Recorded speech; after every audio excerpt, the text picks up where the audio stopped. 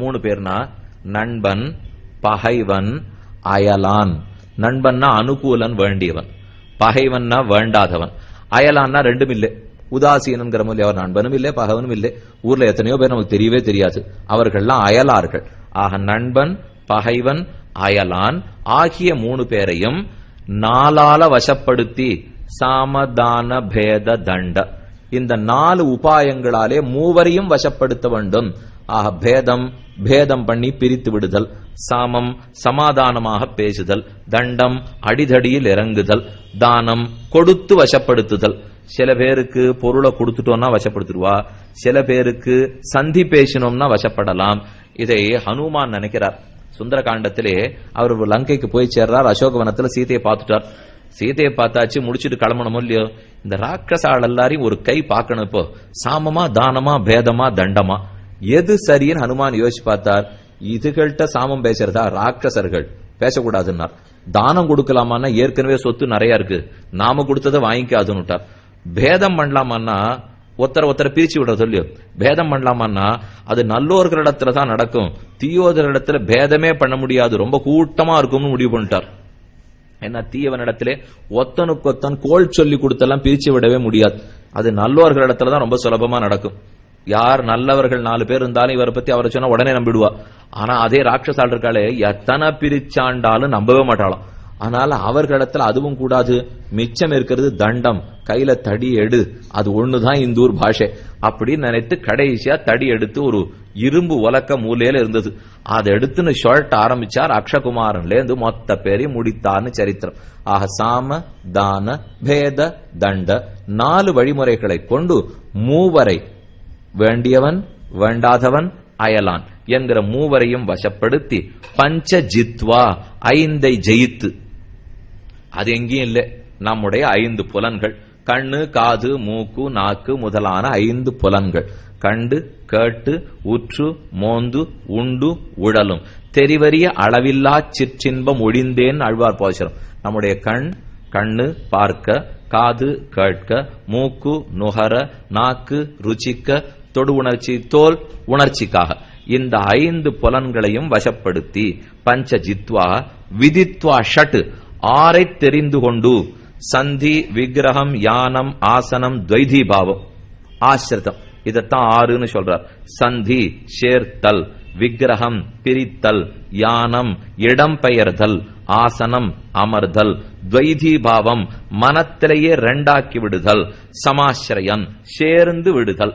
இந்த 6ஐயும் நன்றாக தெரிந்து கொண்டு யார் நம்ம மனசை கெடுத்துருவர்கள், யார் இருக்க சொல்லியே கெடுத்துருவர்கள், யார் இடம் பெயர்ந்து கெடுத்துருவர்கள், இது இத்தனை சரிவர தெரிந்து கொண்டு கடைசியா சப்த ஹித்வா சுகீபவ 7 விஷயங்களை தொலைத்து சுகமாக இரு. தொலைக்க வேண்டிய 7 சொல்றார். ஸ்திரீ பெண்களிடத்திலே அவமானப்படுத்தாமல் இருக்க வேண்டும், அவர்களை மரியாதையோட நடத்த வேண்டும். அடுத்தது தியூதம் சொக்கட்டான் ஆட்டம், அதனாலதானே இத்தனை பாடுமே ஏற்பட்டது. இதெல்லாம் சொல்லிட்டு இருக்கிறது திருதராஷ்டிரனுக்கு ஞாபகம் வச்சுங்க. ஏன்னா அவர் எங்கெங்க தப்பு பண்ணிருக்காருங்கிறதான் அடிப்படையில சொல்லிட்டு வர்றார். ஸ்திரீயான திரௌபதியின் இடத்துல தப்பா நடந்துட்டு, சொக்கட்டான் ஜூத்தம் ஆடி இருக்க கூடாது, ஆடிவிட்டாய். மிருகையான வேட்டையில அதீதமான ஆசை, மத்திய கள்ளு குடித்தல்ல ஆசை, கடோரமா பேசுவது, தனியிருப்ப காய் கவர்ந்தற்று இனிய உளவாக இன்னாத கூறல்னு சொல்றோம் இல்லையோ, கடோரமா பேசுறது, அதிகப்படியான தண்டனை கொடுத்தல், அதே போல இன்னொருத்தனுடைய சொத்தை அபகரித்தல். இந்த 7லிருந்தும் நாம் விலகி இருக்க வேண்டும். திரும்ப சொல்றேன், ஸ்திரீகளை அவமானப்படுத்துதல், தியூத்தம் சொக்கட்டான் ஆடுதல், வேட்டையில ஆசையோடு இருத்தல், மத்தியபானம் கள்ளு குடித்தல். இந்த 2 ஏன் சொல்றாருன்னா, இவர்கள் காட்டுல வனப்பருவால் இருக்கிறச்சேவே துரியோதனர் ஒரு காட்டு ஸ்திரீனிடத்திலே கள்ள குடிச்சிட்டு தப்பா நடந்துட்டு கடைசியில அர்ஜுனன் வந்து துரியோதனனையும் கர்ணனையும் மீட்க வேண்டியிருந்தது இல்லையோ, அது அவன் பண்ணின குற்றம். அதனால கள் குடித்தாலோ வேட்டையில ஆசை இருந்தாலோ பெண்களிடத்துல அதீத ஆசை இருந்தாலோ ஆபத்து. கடோர வச்சனம், ரொம்ப தாழ்ந்து கர்ணன் பேசிட்டானோ இல்லையோ, உனக்கு என்ன 5 பர்த்தா இருக்கிறதுனால இந்த மடியில வந்து உட்காருன்னு பேசினானே, அது கடோரமான வச்சனம். அதிகமான தண்டனை கொடுத்தாலோ மற்ற பேருடைய தனத்துக்கு ஆசைப்பட்டாலோ இது இத்தனையும் தொலைத்து விட்டு சுகமாக இருக்க வேண்டும். ஆக ஏகையா ஒரே புத்தியாலே 2 விவேகத்தோட எது பற்றத்தக்கனா விடத்தக்கனான்னு தெரிஞ்சின்று வகைப்பட்டவர்களை 4 உபாயங்களாலே வசப்படுத்தி 5 புலன்களை அடக்கி 6 பற்றி தெரிந்து கொண்டு 7 தொலைத்து சுகமாக வாழ்வாய் என்று திருத்தராஷ்டிரனுக்கு உரைத்தார். ஏகம் விஷரசோ ஹந்தி, விஷத்தை குடிச்சா ஒத்தனத்தான் கொல்லும். சாஸ்திரேன ஏகச்ச வத்தியதே, அம்ப விட்டா ஒத்தனத்தான் கொல்லும். சராஷ்டிரம் சப்ரஜம் ஹந்தி ராஜானாம் மந்திர விப்பலவா. ஆனா அரசியல் புரட்சி இருக்கு, அது நாட்டையே அழிச்சுடும்னார். நீ விஷத்தை கொடுக்கலாம் ஒத்தனை கொல்லும், சரத்தை விடலாம் ஒத்தனை கொல்லும், ஆனா கொந்தளிப்பு ஏற்பட்டுடுத்து நாடே அழிந்து போகும். ஏக சுவாதுன புஞ்சீத, இனியத்தை தனியாக வச்சிருந்து சாப்பிடக்கூடாது.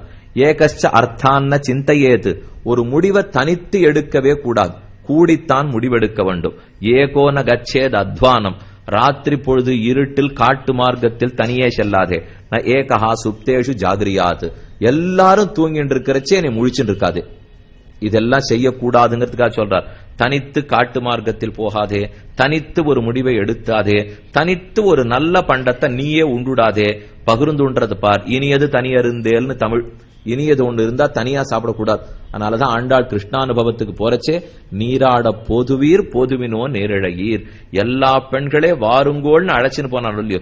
அதனால தனித்து அனுபவிக்க கூடாது, தனித்து ராத்திரி வேளையில காட்டு மார்க்கத்துல போகக்கூடாது, தனித்து முடிவெடுக்கிறது கூடாது, தனித்து எல்லாரும் முழிச்சுட்டு இருக்கிறச்சே, எல்லாரும் தூங்கிட்டு இருக்கிறச்சே நாம் முழித்திருப்பதும் கூடாது.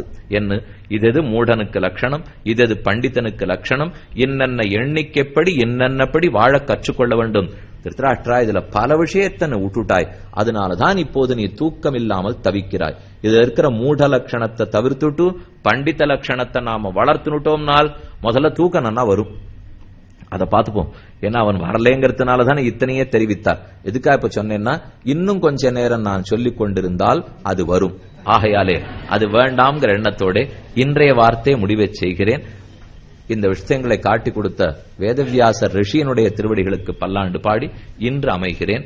நாளை சாயங்காலம் வழக்கம் போல 2, 3, 4, 5 எந்தெந்த 2 வேணும், எந்தெந்த 2 ஒழிச்சுடணும், எந்தெந்த 3 வேணும், எந்தெந்த 3 ஒழிச்சுடணும்னு 10 வரைக்கும் சொல்ல போறார். அதனால கணக்கு பிரியர்கள் அவசியம் நாளைக்கு வாங்கோ, கேட்டுக்கணும்னு சொல்லிக்கிறேன். வேதங்களுடைய அர்த்தங்களை நான் தெளிவாக புரிந்து கொள்வதற்காக இதிகாச புராணங்களுடைய உதவி தேவைன்னு அறிந்து கொள்ளுகிறோம். வேதங்கள் புத்தக குறிப்பாக பல அர்த்தங்களை சொல்லும். ஆனால் அதே அர்த்தத்தை நடத்தி காட்டி அனுஷ்டான பர்யந்தமாக வச்சிருந்தவைகள்தான் இதிகாச புராணங்கள். அதனால இவ்விரண்டையும் சேர்த்து கற்றோம் என்னால் அர்த்தத்தை உண்மையாக புரிந்து கொள்ளுவோம். அப்படி ஏற்பட்ட இதிகாசங்களிலே ஸ்ரீ மகாபாரதமும் ராமாயணமும் பெருமை பெற்றவை. மகாபாரதத்தில் சில முத்துக்களாய் முதலில் விதுர நீதியை பற்றி இப்போது நாம் அனுபவித்துக் கொண்டிருக்கிறோம். பாண்டவர்களுக்கு பிரித்து கொடுக்க வேண்டிய ராஜ்யத்தை கொடுக்க மாட்டேன்னு பிடிவாதமாக பேசி அதற்காக தூதுவர்களையும் அனுப்பி பார்த்தான் திருதராஷ்டிரன். தூது சென்ற சஞ்சயன் தர்மபுத்திரனிடத்திலே, அதாவது பாண்டவர்களிடத்திலே செய்தி பெற்றுக்கொண்டு திரும்ப வந்து திருதராஷ்டிரனிடத்திலே சொல்லப் போகிறான். அதற்குள் மன உளைச்சல் தாழாமல் தூக்கம் வராமல் சிரமப்பட்ட திருதராஷ்டிரன் விதுரனை கூப்பிட்டு அனுப்புகிறான். விதுரன் வந்து எது நாட்டுக்கு நல்லதோ, திருதராஷ்டிரனுக்கு நல்லதோ அந்த நீதி மார்க்கங்களை எல்லாம் எடுத்து உரைக்கிறான். அதைத்தான் இப்போது நாம் பார்த்து கொண்டிருக்கிறோம். அதில் முதல் அத்தியாயத்திலிருந்து 8வது அத்தியாயம் வரைன்னு சொன்னேன்.